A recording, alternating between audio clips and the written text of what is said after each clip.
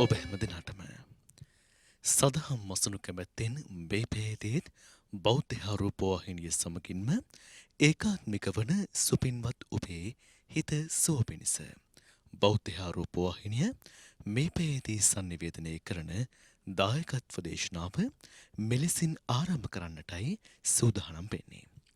පින්වත්නි, මේ උතුම් වූ දේශනාව වෙනුවෙන් සිදු කළා වූ ආරාධනාව පිළිගෙන බෞද්ධ ආරූපවාහිනී මෙදිරියට වැඩම කොට වැඩ හිටින පින්වත් ස්වාමින් වහන්සේ මහනුවර අලුත්කම ගම්මන්තලාව පුරාණ විහාරවාසී මහනුවර මයිලපිටිය මහා ආනන්ද සෙනසුනේහි නිර්මාතෘ සහ ප්‍රධාන අනුශාසක ගෞරව ශාස්ත්‍රවේදී පූජනීය අලුත්කම පඤ්ඤාසාර පින්වත් ස්වාමින් වහන්සේ අපි පළමුවෙන් දොහොත් මුතුනත් පැද සාදු නතින් පිළිගනිමු. අවසරයි අපේ හාමුදුරුවනේ. සාදු සාදු සාදු. පින්වත්නි, අද දේශනාවේ දායකත්වය ලබා දී කටයුතු කරනවා නුගේගොඩ ප්‍රදේශයේ පදිංචි ධර්ම ශ්‍රවණයේ කැමති ධර්ම දානයේ කැමති කල්යාණ මිත්‍රයන් පිරිසක් විසින්. සමන්ත චක්ඛවාලේසු අත්‍රා ගච්ඡන්තු දේවතා සද්දම්මං මුනි රාජස්ස සුනන්තු සග්ග මොක්ඛදං ධම්ම ශ්‍රවණ කාලෝ අයං භදංතා ධම්ම ශ්‍රවණ කාලෝ අයං භදංතා ධම්ම ශ්‍රවණ කාලෝ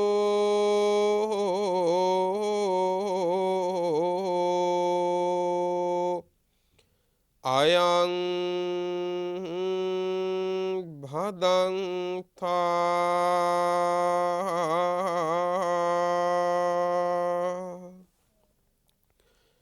නමෝ තස්ස භගවතු අරහතු සම්මා සම්බුද්දස්ස නමෝ තස්ස භගවතු අරහතු සම්මා සම්බුද්දස්ස නමෝ තස්ස භගවතු අරහතු සම්මා සම්බුද්දස්ස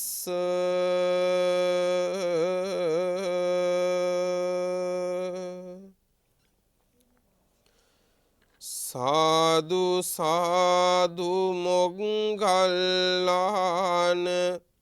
සාදු කෝත්වං මොග්ගල්ලාන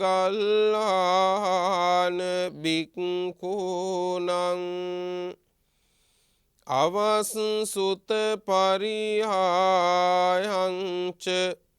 අනවස්සුත පරිහායංච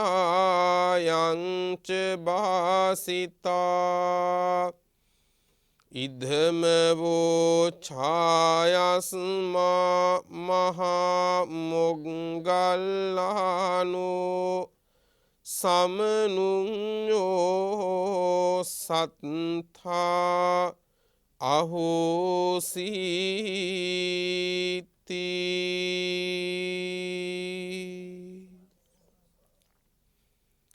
ශ්‍රද්ධාවන්ත පින්වතුනි,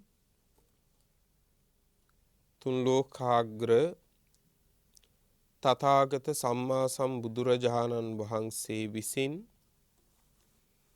ලෝ සත වෙත කරුණාවෙන් දෙසූ සද්ධර්මය ඊතා ගෞරවයෙන් තමන් ශ්‍රවණය කරන්නටත්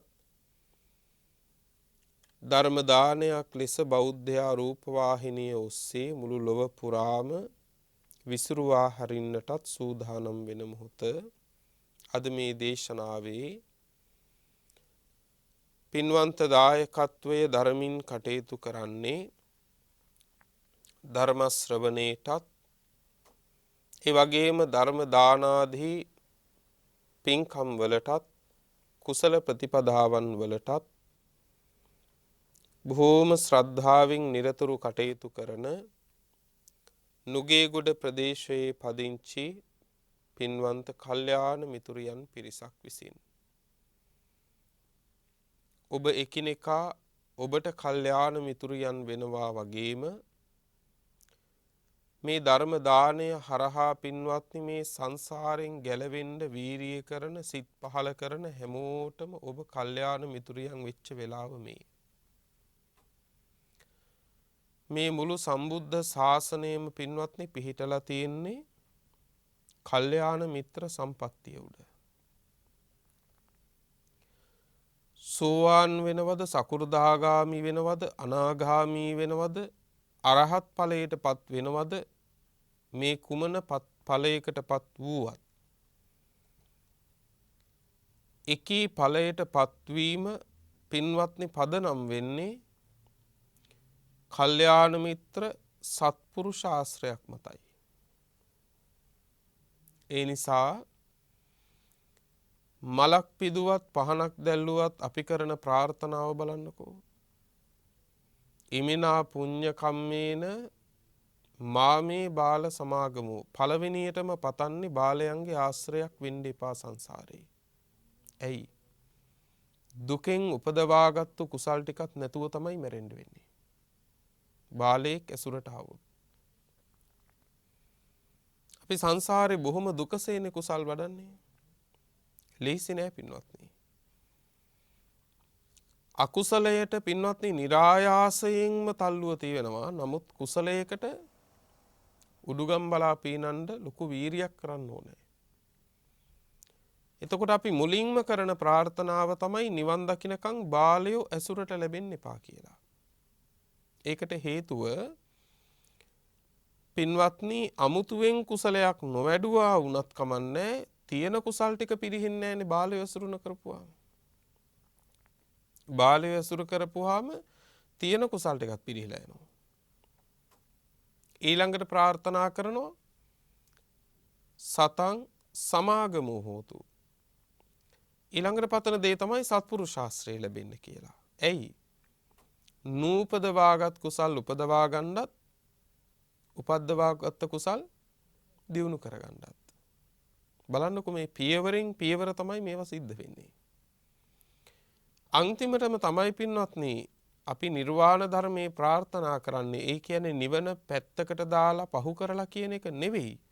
අර කාරණා දෙක එලෙස සිද්ධ වෙන්නේ නැති වුණොත් නිවනක් අවබෝධ කරනවා තියා නිවනක් ප්‍රාර්ථනා කරගන්නවත් ඉඩක් හම්බෙන්නේ නැහැ පින්වත්නි. ඒ නිසා ඔය සත්පුරුෂ කල්යාණ මිත්‍ර ආශ්‍රය නිවනම අරමුණු කරගෙන දිගුකල් පවතිවා කියලා අපිත් ආශිර්වාද කරනවා. පින්වත්නි දැන් දේශනාව ආරම්භ කරන්නට සූදානම් වෙන්නේ ධර්ම දානයේ හිනියුතු පින්වන්ත ඔබටත් ඒ වගේම ලෝකය පුරාම ශ්‍රද්ධාවෙන් බණ අහන සියලු දෙනාටමත් උතුම් ධර්මාවබෝධය සුවසේම සිද්ධ වේවා කියන ප්‍රාර්ථනාවන් හිත තුළ ඇති කරගෙන දැන් කවුරුත් ධර්ම ශ්‍රවණය කරමු. පින්වත්නි මාතෘකා කළා සූත්‍ර දේශනාවක්. මේ සූත්‍රය සඳහන් වෙන්නේ සූත්‍ර පිටකයේ සංයුත්ත නිකායේ. සංයුත්ත නිකාය කියලා කියන්නේ නොයෙක් කරුණු මුල් කරගෙන දේශනාවන් වෙන්වෙන්ව එකතු කරලා සංග්‍රහ කරලා තියෙන නිසා සංයුත්තයක් කියන්නේ එකතුවක් කියන එක. ඒ එකතුවක් හැටියට සූත්‍ර ගොනු කරන්න එකතු කරන්න වෙන් කරන්න නොයෙක් කරුණු මුල් වුණා. සමහර අවස්ථා තිබුණා දේශනා කළ දේශකයන් වහන්සේගේ නාමය මුල් කරගෙන උන්වහන්සේ විසින් දේශනා කළ දේශනා එකතු කරලා වෙන් කළා. තවත් අවස්ථා තියෙනවා යම් ශ්‍රාවකයෙකුට හෝ ශ්‍රාවකයන් වහන්සේ නමකට නම් දේශනා කළේ අන්න ඒ ශ්‍රාවකයන් වහන්සේ හරි ඒ ශ්‍රාවකයා හරි මුල් කරගෙන දෙසූ දේශනා හැටියට වෙන් කරපු අවස්ථාවක් තියෙනවා. කෝසල සංයුත්තේ වගේ දේශනා. ඊළඟට පින්වත්නි ධර්ම කාරණය මොකද්ද සඳහන් වෙන්නේ? ඒ ධර්ම කාරණේ සම්බන්ධව දෙසූ දේශනා එකතු කරපු අවස්ථාවක් තියෙනවා. උදාහරණයකට සතිපට්ඨාන සංයුත්තේ කිව්වම ඒ මුළු සූත්‍ර එකතුවම පින්වත්නි සතිපට්ඨානය ගැන තමයි දේශනා වෙලා තියෙන්නේ. මග්ග සංයුත්තේ කිව්වම ආරෂ්ඨාංගික මාර්ගය ගැන, සත්‍ය සංයුත්තේ කිව්වම චතුරාර්ය සත්‍ය පිළිබඳව. මේ ආකාරයෙන් නොඑක් කරුණු පදනම් කරගෙන පින්වත්නි දේශනාවන් එකතු කරලා තියෙනවා සංයුත්ත නිකායේ. මේ සංයුත්ත නිකායේ එක සංයුත්තයක් තියෙනවා පින්වතුනි සලායතන සංයුත්තේ කියලා. සලායතන සංයුත්තේ. සලායතන සංයුත්තේ තියෙන්නේ මේ ආයතන 6 පිළිබඳව දෙසූ දේශනා. මොනවද ආයතන 6? චක්ඛායතනෙ, සෝතායතනෙ, තවත් සරලව කිව්වොත් ඇස, කන, නාසය, දිව, ශරීරය, මනස. මේවට කියනවා ෂඩ්ආයතන. ෂඩ්ආයතන ආයතන 6. අභ්‍යන්තර ආයතන 6. අභ්‍යන්තර ආයතන 6. මෙන්න මේ ආයතන පිළිබඳව තමයි පින්වත්නි මේ සලායතන සංයුත්තේ දේශනා කරලා තියෙන්නේ සියලු දේශනාවල. ඒ සලායතන සංයුත්තේ ඇතුලේ තව වර්ග කිරීම් කීපයක් තියෙනවා. එයින් එකක් ආසිවිස වර්ගය. ආසිවිස වර්ගයේ සූත්‍ර දේශනාවක් තියෙනවා. සූත්‍රයේ නම පින්නතුනේ අවස්සුත පරියාය සූත්‍රය. මොකද සූත්‍රයේ නම අවස්සුත පරියාය සූත්‍රය.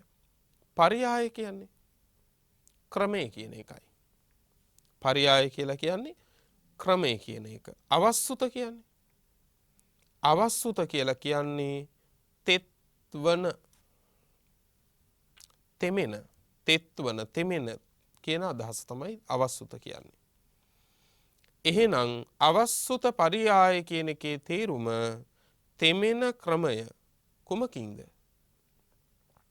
කෙලෙස් වලින්. කෙලෙස් වලින් පින්වත්නි. මොකද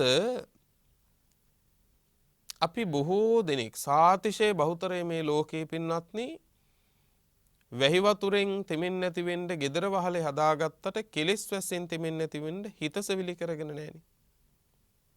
නමුත් කෙලෙස් වැස්සෙන් තෙමෙන තෙමිල්ල මෙලව දුකත් උපද්දවනවා පින්වත්නි සංසාරේ නිමාවක් නැති දුක් උපද්දවනවා. ඒ නිසා ඉක්මනටම පින්නතුනේ gedara වහලේ හදා ගන්න ඕනේ. හැබැයි ඒවා ඉක්මනට ඉවර කරගෙන පින්නත්නි එතනින් පස්සේ හිත සෙවිලි කරගන්න වැඩ පටන් ගන්න ඕන. නමුත් ලෝකෙට වෙලා තියෙන පින්නත්නි අවුරුදු 80ක් ජීවත් වෙනවා නම් මිනිස්සයා 75ක් වෙනකම්ම gedara වහලේ හදනවා. අන්තිමේදී පින්නත්නි ලෙඩ ඇඳට ගොඩ වෙන්න කාලේ හරි අඩුම තරමේ හදපු ගේ ඇතුළේවත් ජීවත් වෙන්න කාලයක් නැහැ. බලන්නකො මිනිස්සු කොච්චර ප්‍රමාදද කියලා. අන්තිමේදී හදපු ගෙවල් ඇතුලේ හදපු නැති හිත් ඇති මිනිස්සු මැරිලා යනවා. නේ? හදපු ගෙවල් ඇතුලේ හැබැයි හිත් හදලා නැහැ. මිනිස්සු හිස් අතින් පින්වත්නි සතර අපායේ නිමිති දැකගෙන පින්වත්නි මැරිලා යනවා. එතකොට පින්වත්නි එදාට හදපු ගෙදරත් පින්වත්නි අපිට පලිබෝධ වෙනවා. නේ? එදාට අපිට හදපු ගෙදරත් පලිබෝධ වෙනවද නැද්ද? පලිබෝධ වෙනවා. ඇයි? හිත හැදුවේ නෑ. එදාට පින්වත්නි හදපු ගෙදර අත අරගන්නත් ඒකත් අමාරු වෙනවා. ඒ නිසා මේ කියන්නේ ගේ දොර හදාගන්න පිළිවෙලට ලස්සනට. හැබැයි ඒවා ඉක්මනට ඉවර කරගන්න පුළුවන් විදිහට පටන් ගන්න. එතනින් පස්සේ වැඩි කාලයක් වැය කරගන්න ඕන මොකටද? දැන් ගෙවල් හදන්න අවුරුදු 15ක් වියදම් කරා නම් ඊළඟට වීරිය කරන්න ඕන හදපු ගේ පෙරලා ගන්න. හරි? දැන් අපිට ඇත්තටම ඕන කරන්නේ ගෙවල් හදන්නද හදපු ගෙවල් පෙරලන්නද? අපිට ඕන කරන්නේ ගෙවල් හදන්න. නමුත් බුදුහාඳුර අපිට කියලා දෙන්නේ ජීවිතේ නැමැති හදාගත්තු ගේ පෙරලලා දාන්න. හැබැයි ආපහු වාරයක් හදාගන්න නෙමෙයි. එතකොට බලන්නකෝ කෙනෙක්ගේ මනුස්ස ජීවිතයේ අවුරුදු 5කින් 6කින් 7කින් 8කින් ඉන්දගේ හදාගෙන පින්වත්නි එතනින් පස්සේ කරන්න ඕන භවයේ නැමැතිගේ පෙරලන්න වීරිය කරගන්න ඕන. එහෙම නැත්තම් පින්වත්නි පරාදයි. දැන් තේරුම් ගන්න එහෙනම් පින්වත්නි යම්කිසි කෙනෙක් බුදුරජාණන් වහන්සේ එක තැනක දේශනා කරනවනේ පින්වත්නි යතා ගාරං දුච්චන්නං වුට්ටි සමති විජ්ජති එවං අභාවිතං චිත්තං රාගෝ සමති විජ්ජති. ගෙදර වහලේ හරියට හදාගත්තේ නැත්තම් වහින වැස්සේ වැහි බින්දු ගේ ඇතුළට වැටෙනවද නැද්ද? ගෙදර ඇතුළට වැටෙනවා. අන්න ඒ වගේ තමයි පින්වත්නි හිත සෙවිලි කරගත්තේ නැත්තම් මොන වැස්සෙන්ද තෙමෙන්නේ? රාග වැස්සෙන් තෙමෙනවා ඒක. මේ කියන්නේ කෙලෙස් වැස්සෙන් තෙමෙනවා. ඊළඟට කියනවා යතා ගාරං සුච්ඡන්නං වුට්ටි න සමති විජ්ජති එවං සුභාවිතං චිත්තං රාගෝ න සමති විජ්ජති. ගෙදර වහලේ හරියට හදාගත්තා නම් වැහි වතුරට තෙමෙන්නේ වගේ හිත හරියට හදාගත්තා නම් පින්වත්නි රාගාදී කෙලෙස් වැසෙන් හිත තෙමෙන්නේ නැහැ. ගේත් හදාගෙන හිතත් හදාගෙන මේක කෙලවර කරන්න පුළුවන් නම් කරන්න බැරිද මේක? කරනවා නම් කරන්න පුළුවන්. බුදුවරු බැරි දේ දේශනා කරලා නැහෙනි.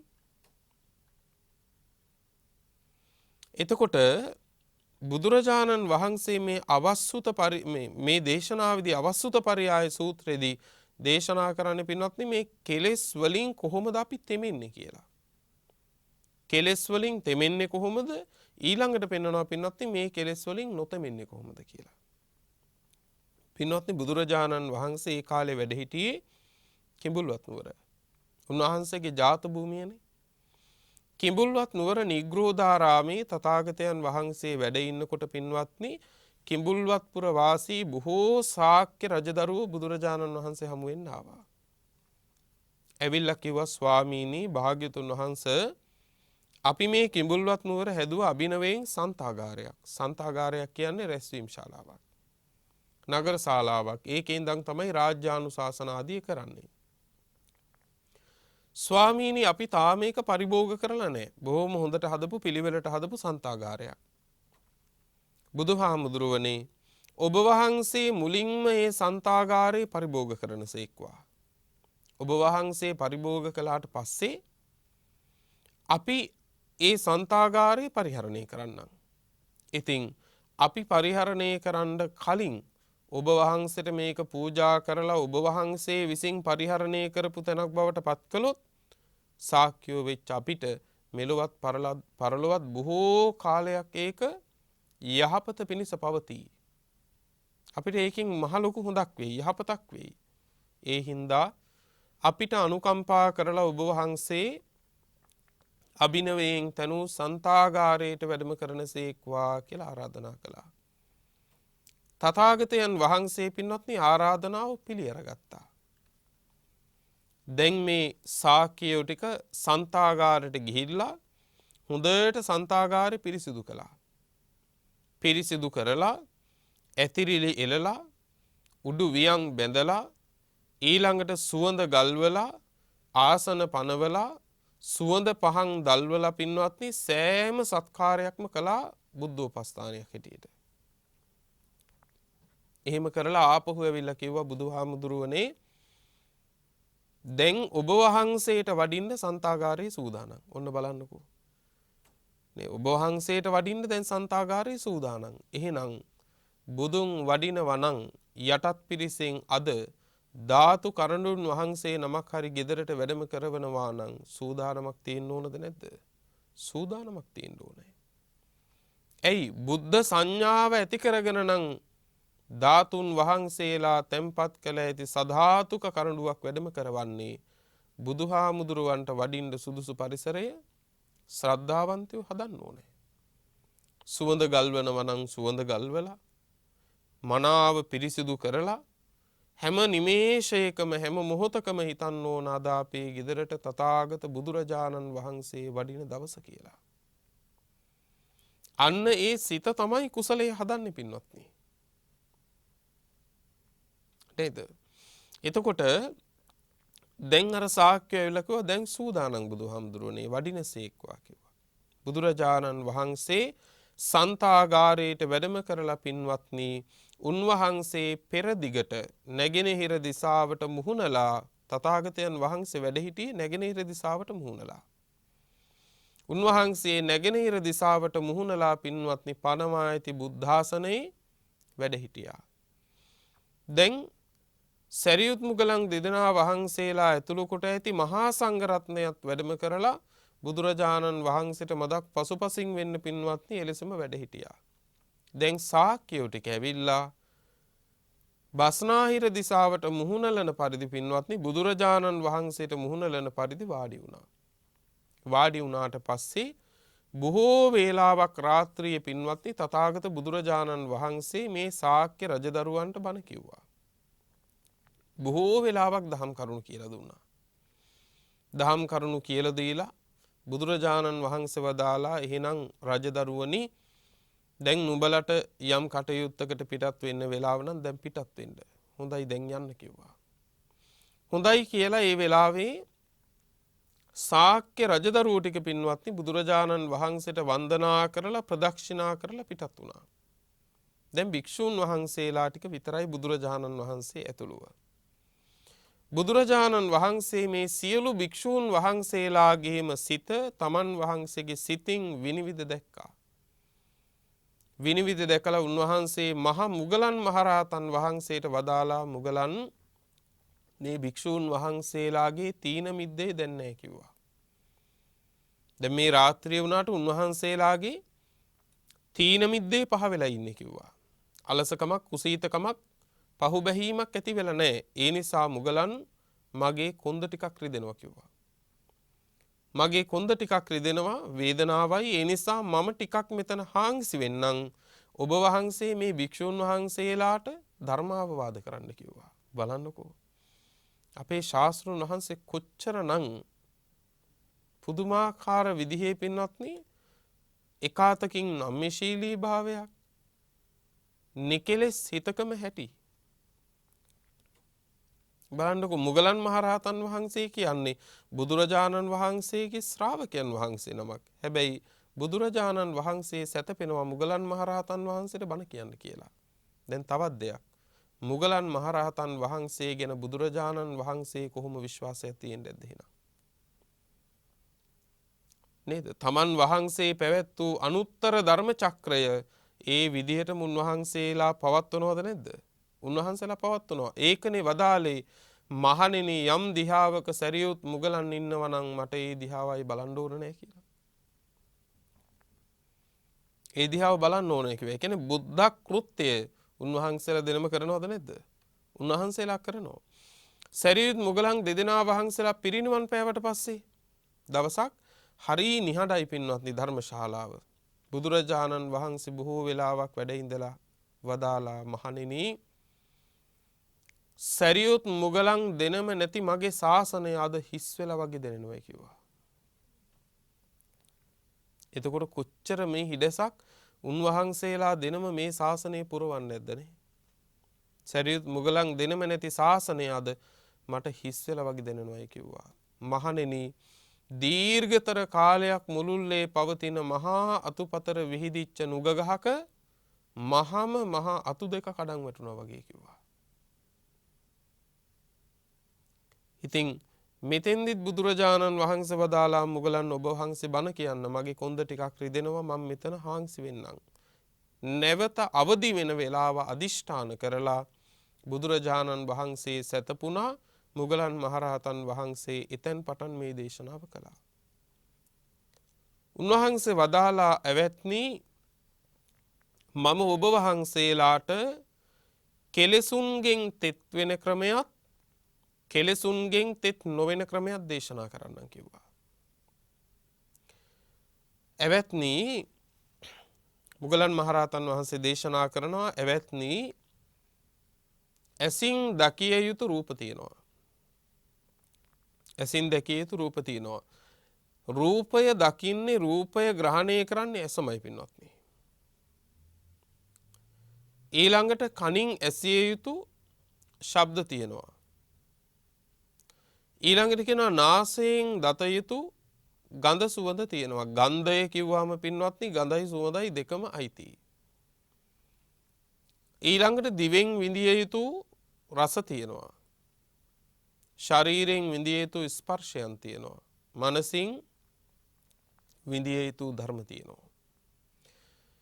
එවත්නි යම් කිසි කෙනෙක් මේ ඇසින් දැක්ක යුතු රූප කෙරෙහි ඒ ප්‍රිය වූ ඉෂ්ට වූ කාන්ත වූ රූපයන් කෙරෙහි යම් ඇල්මක් උපද්දව ගන්නවා නම් පැහැදිලිද? මේ ඇහැට දකින දේවල් වල පින්වත්නි ප්‍රියයි කියලා හිතෙන සංඥාවක් එන තැනක් තියෙනවනේ. හොඳයි කියලා, සැපයි කියලා, ප්‍රියයි කියලා කැමැති ස්වභාවය. අන්න ඒ කැමැත්ත උපදිනකොට අන්න ඒ ඇල්ම උපදිනකොට අන්න ඒ ඇල්ම දුරු කරගන්න බැරි නම් ඊළඟට කියනවා මේ කියන වෙලාවේදී ඒ ඇල්ම ඉපදිලා මේ භික්ෂුවට හරි ඒ පුද්ගලයාට හරි කායගත සතියක් නැත්තම් ඒ හේතුවෙන් මොකක්ද වෙනවා කිව්වේ? පින්වත්නි අර ඇසින් දැක්ක යුතු රූපය පින්වත්නි දැඩිව අරගෙන ඒකේ ඇලිලා බැඳිලා මේ කායගත සතිය වැඩිලත් නැහැ. ඒ නිසා මේ සිත මේ භික්ෂුවව යට කරනවයි කිව්වා පින්වත්නි අර රූපයෙන්. පැහැදිලිද? අර දැකපු රූපය විසින් මේ භික්ෂුවව යට කරනවයි කිව්වා. එතකොට පින්වත්නි චිත්ත විමුක්තියක් දන්නෙත් නැහැ පින්වත්නි ප්‍රඥා විමුක්තියක් දන්නෙත් නැහැ. චේතෝ විමුක්තිය කියලා කියනවා පින්වත්නි සමාධියට. කියන්නේ නීවරණ ධර්මාදිය බැහැරවන අවස්ථාව. ප්‍රඥා විමුක්තියේදී පින්වත්නි කෙලෙස් ධර්ම බැහැර වෙනවා. මේ දෙකම කරගන්න බෑ පින්වත්නි රූපයේ ඇලිච්ච කෙනාට. ඒ කියන්නේ ප්‍රථම ධානයේ පවා පින්වත්නි කාමයෙන් තොරවයි විඳින්න පුළුවන්. ප්‍රථම ධානයේ පවා කාමයෙන් තොර වූ විටයි පින්වත්නි විඳින්නේ. විවිච්ඡේව කාමේහි විවිච්ඡ අකුසලේහි. නේ කාමයන් බැහැර කිරීමෙන් තමයි ප්‍රථම ධානයේ පවා විඳින්න පුළුවන් වෙන්නේ. එතකොට බලන්න ඇසින් රූපයක් දැකලා ඒ දැකපු රූපය ප්‍රියයි මනාපයි කියලා පින්වත්නි අල්ලගෙන මේ කායගත ගතා සතිය වඩාගෙන හිත දියුණු කරගත්තේ නැතුව පින්වත්නි. ඇයි? කායගත සතිය වැඩිච්ච නැති තැන තමයි මොකද වෙන්නේ? ඉන්ද්‍රියයන් ටික අසංවර වෙන්නේ. ඔයත් අහලා තියෙන ගාථාවක් සුභානුපස්සින් විහෙරන්තං ඊළඟට මොකද වෙනව කිව්වේ? ඉන්ද්‍රියේසු අසංඋතං. අසුබදේ සුබ විදිහට ගත්තොත් පින්වත්නි අසුබදේ සුබ විදිහට දැක්කොත් අසුබදේ සුබ විදිහට මෙනෙහි කළොත් පින්වත්නි ඒ කාන්තෙන්ම ඊළඟට වෙන දේ තමයි පින්වත්නි ඉන්ද්‍රියයන් ටික සංවරකමින් ගිලිහිලා යනවා. ඉන්ද්‍රිය ටික අසංවර වෙලා යනවා. ඇයි අසුබදේ සුබයි කියලා ගත්තු එකම විකෘතියක් පින්වත්නි. විපල්ලාස සූත්‍රය පින්වත්නි අනිත්‍ය නිට්ටය දේ පින්වත්නි නිට්ටයයි කියලා ගත්තොත් ඒ සංඥාව විකෘතියක්ද නැද්ද? විකෘතියක් පින්වත්නි. ඒකට කියනවා සංඥා විපල්ලාසෝ. ඊළඟට පින්වත්නි ඒ අනිත්‍ය දේ නිට්ටයයි කියලා සිතට දනවපුවාම ඒ ගත්තු සිත විකෘතියක්ද නැද්ද? විකෘතියක්. එහෙනම් චිත්ත විපල්ලාසයක්. ඊළඟට පින්වත්නි නෑ ඒක අනිත්‍ය නෑ ඒක නිට්ටයමයි කියලා පින්වත්නි ඒ මතයේම බැසගත්තට පස්සේ ඒකට කියනවා දෘෂ්ටිගත වෙනවා කියලා. ඒකත් විකෘතියක්ද නැද්ද? ඒකත් විකෘතියක්. ඔන්න මොකක්ද එතකොට? දිට්ඨි විපල්ලාසයක්. අනිච්චේ නිච්ඡං ඉති සංඥා විපල්ලාසෝ චිත්ත විපල්ලාසෝ දිට්ඨි විපල්ලාසෝ.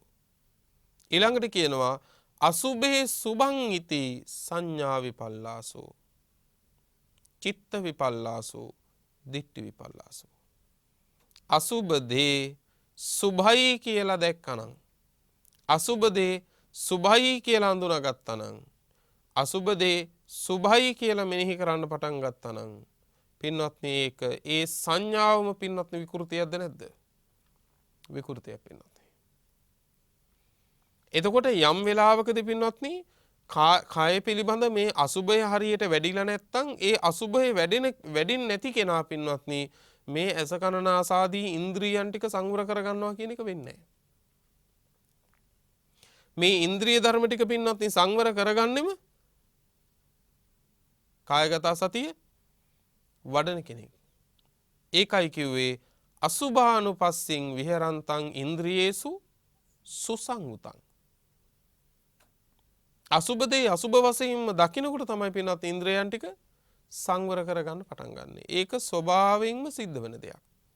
කායගත සතිය වැඩෙනකොට පින්වත්නි ඉන්ද්‍රයන් ටික සංවර වෙන එක ධර්මතාව වශයෙන්ම සිද්ධ වෙනවා. ඒක ස්වභාවයෙන් සිද්ධ වෙනවා. දැන් එතකොට බලන්න ඊළඟට කියනවා කනින් සද්දයක් අහනවා. ඒ කනට ඇහෙන සද්දය පින්වත්නි අත්තරින්නේ නැහෙනේ. ප්‍රිය මනාප වූ ශබ්දේ පින්වත්නි මහ ලකුණු වඳුන ගන්නවා කුඩා ලකුණු වඳුන ගන්නවා. ඒවට කියනවා කුඩා අනු කුඩා කියලානේ. මේ සියලු අරමුණු ස්වල්ප දේ පවා පින්වත්නි අල්ල ගන්නවා.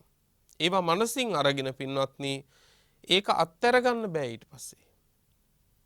ඒම ප්‍රාර්ථනා කරනවා. ඒම රකින්න. ඒකම හොයනවා. ඒම මනසයට නගමින් ඉන්නකොට පින්වත්නි මොකද වෙන්නේ මේ කෙලෙස්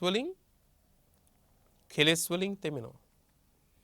දැන් මේ විදිහට පින්වත්නි ඉන්ද්‍රිය හයින්ම ගන්න අරමුණු පින්වත්නි අත්තරින්නේ නැත්තම් එහි ඉෂ්ට වූ කාන්ත වූ මනාප වූ හොඳයි කියලා හිතෙන අරමුණු ටික අත්තර ගන්නේ නැතුව පින්වත්නි ඒකේ කුඩා වූද අනු කුඩා වූද නිමිති ටිකත් පින්වත්නි මනසින් අරගෙන ඒකම හොයනවා නම් ඒකම පතනවා නම් අන්නේ ශ්‍රාවකයාට පින්වත්නි කායගත සතිය වැඩිලා නැහැ. ඒ කායගත සතිය වැඩිච්ච නැති ඉන්ද්‍රිය ටික අසංවර වූ කෙනාට චේතෝ විමුක්තියකුත් නැහැ. ප්‍රඥා විමුක්තියකුත් දන්නේ නැහැ. ඔන්න කෙලෙසුන්ගෙන් තෙත් වෙනවා. ලස්සන උපමාවක් කිව්වා මහා මුගලන් හාමුදුරුවෝ. දීර්ඝ කාලයක් මුළුල්ලේ හදලා වේලිච්ච බටගයක් හරි පිදුරු ගයක් හරි තියෙනවා කිව්වා. දැන් යම්කිසි මිනිස්සෙක් මහ විශාල පන්දමක් අරගෙන මේ ගෙදරට උතුරු දිශාවෙන් ඇතුල් වුණොත් එහෙම මේ ගෙදර ගිනි ගන්න ගින්න ඉඩක් ලබනවද නැද්ද? ගින්න ඉඩක් ලබනවා. ඇයි? පින්වත්නි මේ ගෙදර බට වලින් හරි පිදුරු වලින් හරි සෙවිලි කරපු දීර්ඝ කාලයක් මුළුල්ලේ හොඳටම වේලිච්ච ගයක්. ඒ නිසා මේ පන්දම අරගෙන උතුරු දිශාවෙන් ආවත් ගින්න ඉඩක් ලබනවා. දකුණු දිශාවෙන් ඇවිල්ලා ගෙට ඇතුළු වුණත් ගින්න ඉඩක් ලබනවා. යම් දිශාවකින්ද මේ ගින්න ඇතුල් වෙන්නේ. ඒ ඇතුල් වෙන හැම පැත්තකින්ම ගින්න සුළු දෙයකින් ඉඩක් ලබනවද නැද්ද? සුළු දෙයකින් ඉඩක් ලබනවා. අන්න ඒ වගේ කිව්වා පින්වත්නි හිත සෙවිලි කරගත්තේ නැති වුණාම අර රාගාදිය උපද්දවන ස්වල්ප නිමිත්තට පුළුවන් අපි වැට කරන්න. ඊළඟට වදාලා මේකෙම අනිත් පැත්ත මොකද්ද? ඇහැට පේන රූප තියෙනවා, කනට ඇහෙන ශබ්ද තියෙනවා. මේ විදිහට පින්වත්නි රස ස්පර්ශයන් මේ හැම දෙෙම පින්වත්නි අපිට ඇහැට රූප පේනවා. ඒකේ වරදක් නැහැ. නමුත් දැකපු රූපය දැකපු තැන තියලා ඉන්න පුළුවන් නම් අපිට ඇහුණු ශබ්දය ඇහිච්ච තැන තියලා එන්න පුළුවන් නම් දැන් අපි අතින් ගේනේවට ගේවද වැඩි හිතෙන් ගේනේවද වැඩි? හිතෙන් ගේනවා වැඩි. හිතට ගත්තු දේවල් ඊළඟට මොකද කරන්නේ? අතට ගන්න හොයනවා. නේද? ඒකනේ වෙන්නේ. එතකොට දැන් රෙදි සාප්පුවකට යනවා කියලා හිතන්නකෝ. ස්ත්‍රී පාර්ශ්ව විශේෂයිනේ. දැන් රෙදි සාප්පුවකට ගියපුවාම ඇත්තටම රෙදි අඳින්නේ කොහෙටද? ඇඟට. ඇත්තටම ඔබ හොයන්නේ ඇඟට හරියන එකද හිතට හරියන එකද? හිතට හරියන එක. එතකොට බලන්න පින්නත් වෙන තැනකින් හිතට හරියන එකක් දැක්කොත් ඒක ඇඟට හරියයිද දන්නේ නැහැ. හැබැයි ඒක නැවත හොයනවද නැද්ද අපි? නේ? හොයනවා පින්නත්නි. මොනවද මේ කරලා තියෙන්නේ? කෙලෙස් වලින් තෙමිලා අර රූපය විසින් අපිව යට කරලා. යම් කිසි විදිහකින් ඔය රූපාදී අරමුණු වල පින්වත්නි නිමිති ගන්නේ නැත්තම් මේ ටික අත්තරිනවා නම් කායගත සතිය වඩාගෙන මේ සියල්ල අනිත්‍ය වශයෙන් දැකලා බැහැර කර ගන්නවා නම් පින්වත්නි එහි මුසපත් භාවයකට සිත පැමිණෙන්නේ නැත්තම් පින්වත්නි ඔන්න එතන තියෙනවා කෙලෙසුන්ගෙන් තෙත් නොවීමක්. ඒකනේ බාහ්‍ය දාරුචීරයට බුදුරජාණන් වහන්සේ මහා මගදිම කළ අවවාදය මෙනෙහි කරන්නකෝ. තස්මා තිහතේ බාහ්‍ය එවං සික්ඛිතබ්බං. මේ බාහ්‍යයට පින්වත්නි පැය ගණනක් ධර්ම දේශනා කළේ නෑනේ තථාගතයන් වහන්සේ. කළ ස්වල්ප අවවාදේ මොකද්ද? එහෙනම් බාහ්‍ය මේ විදිහට නුඹ පුරුදු වෙන්න. නුඹ මේ විදිහට හික්මෙන්න. කොහොමද? දිත්තේ දිට්ඨ මත්තං භවිස්සති. යමක් දැක්කනම් ඒක රූප මාත්‍රයක් විතරයි, දැකීම් මාත්‍රයක් විතරයි කියලා. මේකේ අරන් යන්න දෙයක් නැහැ කියලා. මේ දැකපු එකේ මගේ කරගන්න දෙයක් නැහැ කියලා. ඊළඟට කියනවා සුතේන සුතමත්තම් භවිස්සති. අහන්න ලැබුණා නම් යමක් ඒක ශබ්ද මාත්‍රයක් විතරයි කියලා. ඒ අහපු සද්දේ අරන් යන්න දෙයක් නැහැ කියලා. මේ නොකිය කියන්නේ ඒකනේ. මේ අහපු දේ මගේ කරගන්න දෙයක් නැහැ කියලා. මුතේ මුතමත්තං භවිස්සති. මේ දැනෙන දේවල් තියෙනවා. මේ දැනෙන දේවල් මේවා දැනීම් මාත්‍රයක් විතරයි කියලා. මේකේ ගන්න දෙයක්, අරන් යන්න දෙයක්, තියාගන්න දෙයක්, ආරක්ෂා කරන්න දෙයක් මොකක්වත් නැහැ කියලා. හිතන්න බලන්න කොච්චර මේක පින්වත්නි ඔයයන්ට මතක ඇති මේ සූත්‍රයේම තියෙනවා මේ පින්වත්නි සලායතන සංයුත්තේ තියෙනවා වීනෝපම කියලා සූත්‍රයක්. රජ කෙනෙකුට අහන්න ලැබෙනවා හරි ලස්සන වීණා නාදයක්. දැන් රජුරවන්ට මේ වීණා නාදය ඇහුණාට පස්සේ මත් වෙනවා මේ වීණා නාදේ. රජුරෝ කියනවා රාජපුරුෂයෙක් ගෙන්නලා මට මොන ලෝකෙන් හරි කමන්නේ ඔය සද්ද වුණ කියලා. දැන් මේක රාජ නියෝගයක්. දැන් මේ මිනිස්සයා හොඳයි මහ රජුරන් වහන්සේ කියලා යනවා. ගිහිලා ගේන්නේ මොකද්ද? වීණාව. හැබැයි රජුරවන්ට ඕනේ මොකද්ද? අර පෙර අහපු වීණාවේ නාදය වුණේ. දැන් රජුරෝ කියනවා මට ඕකෙන් වැඩක් නැහැ. මට ඕනේ අර නාදේ. නෑ මහ රජුරන් වහන්සේ නාදේ කියලා වෙනම එකක් නැහැ. දැන් තේරුම් ගන්න එහෙනම් අපි හොයන්නේ සද්දය. හැබැයි අපි අරන් ඉන්නේ වීණාව. හිතන්න බලන්න. අපි හැමෝම හොයන දේ සහ අහපු දේ දැකපු දේ පින්වත්නි හරියටම තේරුම් ගත්තොත් මොකද්ද මේ කියලා අපිට ගේන්න දෙයක් නැහැ නේ. අපිට හොයන්න දෙයක්වත් නැහැ නේ. ගේන්න දෙයක් තිබුණේ නැත්තම් රකින්න දෙයක්වත් නැහැ නේ ගෙනල්ලා. එතකොට අද අපි රකින්නේ මොනවද මෙච්චර?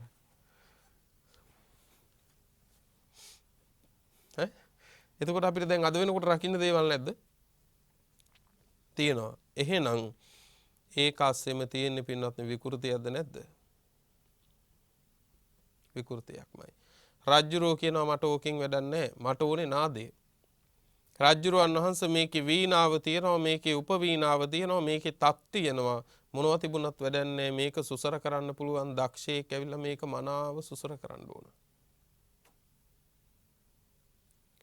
දැන් රජ්ජුරුවෝ කල්පනා කරනවා මේ මොන විකාරයක්ද මේ? මම මේ හොයලා තියෙන්නේ තිබුණු දෙයක් නෙමෙයිනේ. මේ නැති දෙයනේ මේක මහ බොරුවක්නේ. මිහිරක් වින්දා හීනයක් දැක්කා වගේ. දැන් බලපුවාම හීනේ නැහැ. නේද? මේ කාම වස්තුන්ගේ සැපේ බුදුහාර උපමා කළේ මොකටද? සිහිනෙන් දැකපු දෙයකටනේ. මේ කාම වස්තු විඳිනකොට එහෙමයි පින්වත්. ඇහෙන් රූප බලලා මේවා මගේ කරගෙන අයිති කරගෙන විඳිනකොට සිහිනෙන් රහට මොනවා හරි බොනවා වගේ තමයි. සිහිනෙන් රස විඳලක් තියෙනවා, බීලක් තියෙනවා. හැබැයි S2 කරපු ගමන් බීපු දෙයක්වත් නැහැ. විඳපු රහකුත් නැහැ පින්වත්නි. එතකොට දැන් අර රජුරෝ මොකද කරන්නේ පින්වත්නි? මට ඕකෙන් වැඩක් නැහැ කියලා පින්වත්නි වීණාව කෑලි වලට පළලා දානවා. එදායින් ඒ ආසාව ඉවර වෙනවා. දැන් ඔබ වීණා නාදයට කැමති කෙනෙක් නම් ඔබ ගෙදර ගෙනල්ලා පිහ පරිස්සම් කර වැඩ වැඩි කරගෙන පරිස්සම් කරන්නේ මොකද්ද? වීණාවක්. තමන් වයන්න දන්නෙත් නැහැ සමහර විටකදී. හඬ නැගෙන්නෙත් නැහැ හැම වෙලාවකදීම. එදා අහපු හඬ නිසා අදටත් වීණාවක් පිහදානවා ඇතු දෙහවස. මම මේ කිව්වේ වීණාව ගැනම නෙමෙයි. හැමදේ ගැන. එදා දෙයක් ඔළුවේ තියාගෙන තාම මොනවා හරි දෙයක් නඩත්තු කරනවා නේ. එකාතකින් බලපුවාම පුරාණේ කනවා කියන්නේ ඕකමනේ. නේද? සැබවින්ම අතීත කාමයක් නෙවෙයිද බොහෝ දෙනෙක් විඳින්නේ. එක්ක අනාගත කාමයක්. පින්වත්නි දවසක් බුදුරජාණන් වහන්සේ ළඟට ආවා. දැන් මේ මුගලන් මහරහතන් වහන්සේ මේ අවසුත පරියාය සූත්‍රය දේශනා කළේ. ඒකට උපමාවක් කියනවා කෙලෙස් වලින් තෙමින් නැති වෙන හැටි. මැටි වලින් හදපු තෙත මැටි තියෙන අමු කොලාතු වහපු ගෙයක් තියෙනවා. කොයි පැත්තෙන් ගිනි දල්වගෙන පන්දමක් අරන් ආවත් ගින්න ඉඩක් ලබන්නේ නැහැ කිව්වා. අන්න ඒ වගේ හරියට මේ හිත හදාගත්තොත් පින්වත්නි ඇහැ ඉදිරියේ මොන රූපේ තිබ්බත් පින්වත්නි ඒ රූපේ ඉඩක් ලබන්නේ නැහැ අපිව පෙරලන්න. මොන මිහිරි නාදේ පින්වත්නි මත් වෙන තරම් ඇහුණත් පින්වත්නි අපිව පෙරලන්න තරම් අපේ කුසල් හිත පෙරලන්න තරම් ඒක ඉඩ ලබන්නේ නැහැ. මේ දේශනාව කළාට පස්සේ බුදුරජාණන් වහන්සේ අවදි වෙලා සාදු මොග්ගල්ලාන කිව්වා. සාදු කෝ ත්වං මොග්ගල්ලාන භික්ඛූණං අවස්සුත පරියායං චනවස්සුත පරියායං ච භාසිතා. හරිම අගෙයි මොග්ගල්ලාන කෙලෙසුන්ගෙන් තෙමෙන ක්‍රමයක් කෙලෙසුන්ගෙන් නොතෙමෙන ක්‍රමයක් ඔබ භික්ෂූන්ට දේශනා කළා. හරිම අගෙයි කිව්වා. බුද්ධ වර්ණිත දේශනාවක් මුගලන් හාමුදුරුවෝ කළේදා. පින්වත්නි දවසක් විශාලා මහනුවර හිටියා පින්වත්නි උග්ග කියලා ගෘහපතියෙක්. ඒ නිසා එතුමා හැඳින්වුවේ වේසාලික උග්ග කියලා. එතුමා දවසක් බුදුහාමුදුරන්ගෙන් අර ලස්සන ප්‍රශ්නයක් ඇහුවා. බුදුහාමුදුරුවනේ මේ ලෝකේ සමහර අය මේ ආත්ම භාවයේම පිරිනිවන් පාන්නටත් සමහර අය මේ ආත්ම භාවයේම පිරිනිවන් පාන්නේ නැති වෙන්නත් හේතුව මොනවද කියලා ඇහුවා. බලන්නකෝ ප්‍රශ්නේ. දැන් අපිටත් ඔන්න උත්තරේ හොයාගන්න පුළුවන්. සමහර කෙනෙක් මේ ආත්ම භාවයේම පිරිනිවන් පාන්නත් සමහර කෙනෙක් මේ ආත්ම භාවයේම පිරිනිවන් නොපාන්නත් හේතු ප්‍රත්‍ය මොනවද කියලා ඇහුවා. බුදුහාමුදුරුවෝ වදාලා ගෘහපතිය මේ ලෝකේ යම්කිසි කෙනෙක් ඇසෙන් දකින රූප තියෙනවා, කනෙන් අහන ශබ්ද තියෙනවා, මේ විදිහට යම් වූ අරමුණක් තියෙනවා නම් ඉන්ද්‍රිය හයෙන් ගන්න යමෙක් ඒ ඉන්ද්‍රිය හයෙන් ගන්න අරමුණු වලම අභිනන්දති ඒ වායින්ම සතුටු වෙවි ඉන්නවනම් අභිවදති ඒවායේම ಗುಣ කියම ගුණ කියම ඉන්නවා නම් මේ විඳින එකටත් වඩා බරපතලයිනේ පින්වත්නි විඳ ගුණත් කියන තැනකට ආවනම් මේ කාම සම්පත් විඳින එකේ අන්තෙටම ගියපු කෙනෙක් නේ පින්වත්නි කාමයේ විඳ ඒකේ ගුණත් තව කියන්නේ නේද? උදාහරණයකට බෙහෙතක් බොන කෙනෙක් එහි බෙහෙතේ ගුණත් කියනවා නම් ඒ බෙහෙත තවත් එයා ඒ බෙහෙතම පාවිච්චි කරනවා කියලා දැඩි බවක් තියනවද නැද්ද? අන්න ඒ වගේ තමයි කාමයේ විඳින එක වගේම ඊටත් වඩා බරපතල වෙනවා විඳිමින් කාමයේ ಗುಣ කියන තැනකටත් ගියොත්. ඒක තමයි පින්වත්නි අභිවදති කිව්වේ. ඊළඟට කියනවා අජ්ජෝසාය තිට්ඨති. මේ කාමයන්ගේම බැසගත්තු ස්වභාවයක් තියෙනවා නම් ඊළඟට කියනවා පින්වත්නි ඒ බැසගත්තු ස්වභාවයෙන් මේක දුරු කරගන්න බැරි නම් දැන් කාමයේම ගුණ කිය කාමයෙන්ම සතුටු වෙවි ඒ කාමයේම බැසගෙන ඒ ඇසින් දැකිය යුතු රූපේ මුල් කරගෙන ඇති කරගත්ත චක්කු විඥානය සෝත විඥානාදී දේවල් උපාදානය කරගත්තොත් නිමිති අනුනිමිති ගත්තොත් අන්න ඒ නිමිති අනුනිමිති ගන්නා වූ ශ්‍රාවකයා මේ ආත්ම භාවයේම පිරිනිවන් පාන්නේ කිව්වා. හැබැයි යම් ශ්‍රාවකයෙක් මේ රූප ශබ්ද ගන්ධ රස ස්පර්ශ ආදී මේ කියන පින්වත්නි බාහිර ආයතන එහෙමත් නැත්නම් මේ රූපාදී පින්වත්නි ඇහැට ගොදුරු වෙන රූපාදී මේ නිමිති ටික මේ අරමුණු වල කුඩා අණු කුඩා නිමිති ගන්නෙ නැත්තම් පින්වත්නි ඒවා මගේ කරගන්න නැත්තම් ඒ වායේම බැසගෙන ඒ වායේම සතුටු වෙවි ඒ වායේම ಗುಣ කිය ඉන්නේ නැත්තම් ඒවා සිතෙන් බැහැර කළා නම් ඒ ශ්‍රාවකයා මේ ආත්ම භාවයේම පිරිනිවන් පානවා කියනවා. ඒ නිසා බලන්න පින්වත්නි කල යුත්ත අත්තල යුත්තක් උපාදානය කරගත්තම පිරිනිවනක් නැහැ. හැබැයි සසර මෙච්චර කාලයක් උපාදානය කරගත්තු එක මෙතන ඉවර කරගන්න පුළුවන් නම් මෙතන පිරිනිවන් පානවා පින්වත්නි. මේ ආත්ම භාවය අන්තිම භවයේ වෙනවා. ඒ නිසා පින්වත්නි මේ දකිනදී රූප මාත්‍රයක් විතරයි කියන එක හොඳට තේරුම් ගන්න. යම් රූප ඇහැට පේන සෑම රූපයක්ම අපි අරන් ආවේ නැහනේ. හැම රූපයක්ම එලෙස තියලා ඉන්න පුළුවන් නේද? දැන් ගමනක් යනකොට වාහනයක කොච්චර රූප පහු වෙනවද? අප්‍රමාණ රූප පහු වෙන අතරේ සමහර රූප පින්නතුන හැතැම්ම 100 200 ඈත වුණත් අරන් ඇවිල්ලාද නැද්ද? අරන් ඇවිල්ලා. ඒකත් වාහනේ පහුවෙච්ච වේගෙම්ම පහුවෙන්න අරින්න පුළුවන් නම් කොච්චර නිදහසක්ද? ඒ නිසා පින්වත්නි මතක තියාගන්න මේ හැම දෙෙම తాවකාලික අනිත්‍ය වූ විනාශ වෙන දේවල්. යම්සේ හමන හුලඟක් කොච්චර සනීප වුණත් ඔය ඇත්තන්ගේ කරගන්න පුළුවන්ද? කරන්න බෑ පින්වත්නි. ඒ හුලඟ හරි සනීප වෙන්න පුළුවන්.